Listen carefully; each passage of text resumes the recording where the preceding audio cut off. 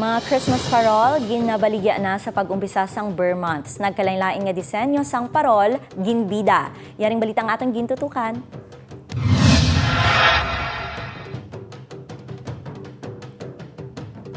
Fairy lights, festive lights o string lights ang nagkalain-lain nga kolor sa mga suga nga ini nga amat-amat na nga makita sa mga dalanon ang nagasimbolo nga nag-umpisa na ang Christmas season sa Pilipinas. Sa pag-umpisa sang Burr Months, nagabanaag na ang mga suga nga nagadugang sang katahom sang kagabihon.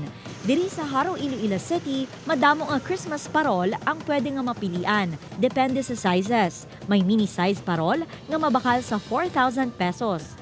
Opo, may mga design kami pa. Depende po kung may customer po na mag-order, yung design nila masusunod. Gagawin po namin pag yung gusto nila. Magluwas sa lanterns, patok man ang Eiffel Tower nga pareho lang nga yara ka sa Paris. Kag reindeer nga sikat sa mga kabataan sa pagpati nga ini ang nagabutong sa sleigh ni Santa Claus sa iya paglibot agud maghatag sang regalo. Ang ini nga mga obra ang halin pa sa Pampanga. Yung pinaka-best seller namin yung design, ito pong mga ganito, ma'am, yung mabenta sa amin dun sa amin lang po sa Pampanga. Ewan ko lang dito kung anong mga hilig ng mga tao dito kasi ngayon lang kami sinusubukan namin dito. Ginalauman nga magdamo pa ang mga Christmas lights kag parol sa dalanon sang syudad sa paghilapit sang Paskwa.